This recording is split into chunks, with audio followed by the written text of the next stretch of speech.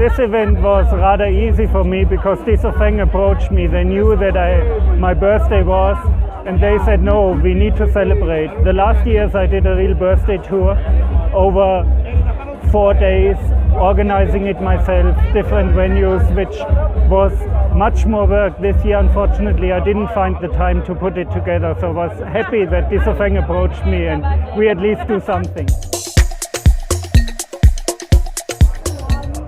Actually, I started since I'm in South Africa, which is 2012. For me, my birthday is like every other day, to be honest.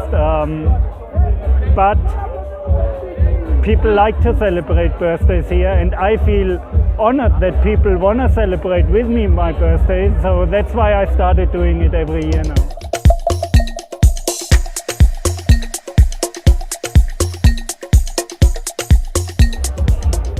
It opened a new world to me when I came the first time, 2008. I knew that at that time I knew there's a good house scene in the country, but before you come here you don't really understand what it's all about. And yes, you hear they laugh, or people here laugh soulful, but you need to experience it, because I mean it's part of the life of a lot of people here. So it's really a lifestyle. It's not only a house scene, it's a lifestyle in this country, and I think it's the only country where you find that love for this music to date globally. So what can I say? It's deep in the heart, and that's where it should be when it comes to music.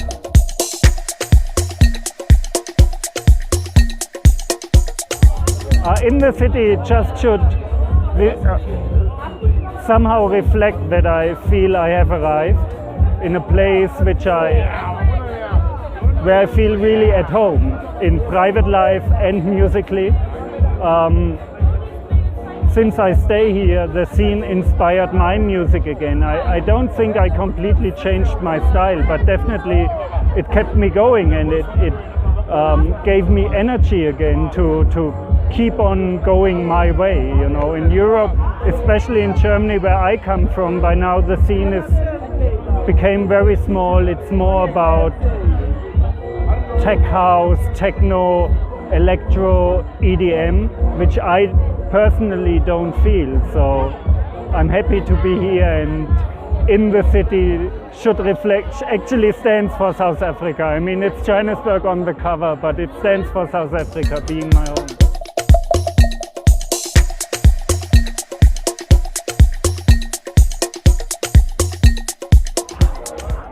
Obviously, I appreciate it. You know, the most important thing I think for an artist is that he gets good feedback on his work, because you do music for the people. I mean, when I go to studio, I don't think about markets or how is that track received, or would they like this beat I do. I really do my thing, but if afterwards people appreciate what you did or like what you did and give you good feedback, it's the best thing that can happen to an artist.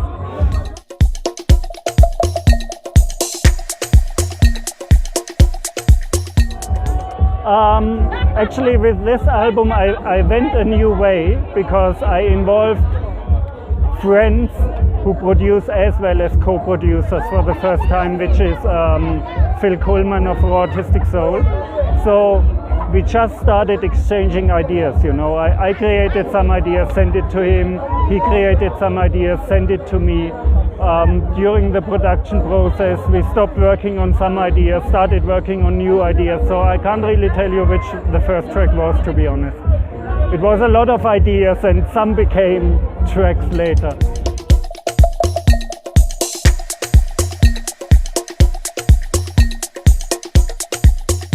Oh, the feedback is great. I mean, it's the 4th single taken of the album now.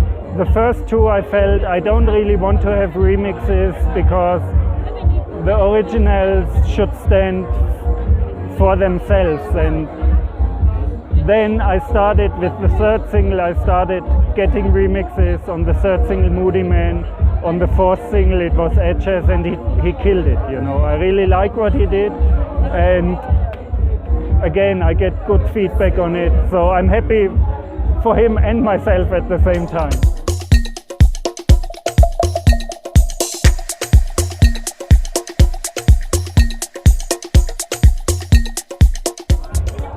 I think we just have a mutual understanding on how we approach music. We both are kind of perfectionists. She's perfectionist when it comes to lyrics.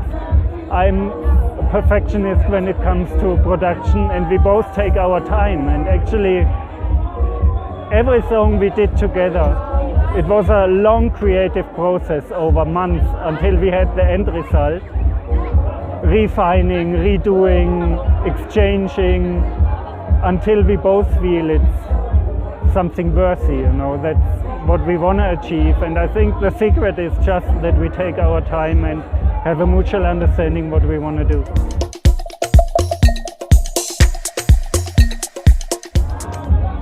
Obviously, again inspired by South Africa, because that's where you find pub. The idea came when we were sitting at a dinner, and Monique, as an American, is not used that everybody shares one plate and everybody puts his fingers into the pub on the same plate. So she said, oh, people are putting their fingers in my pub. And I was like, it's a nice picture, it's a nice metaphor, it's a nice idea. Maybe we can use it some when. Actually, that was 2 or 3 years ago. And when I sent her the beat, which eventually became the pub, we remembered that once we had that idea, and she was working hard to get it into a lyrical sense. So again, used it as a picture for something else. Yeah, but the idea actually was at a dinner in a cafe, you know.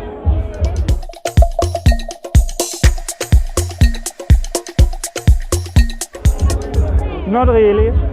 It always changes depending on my mood. If I'm in a relaxed mood, I like a Breiter Dream with Cafele a lot. If I think about clubs, I like In the City or the pub a lot. But you know, every track which ended up being on the album,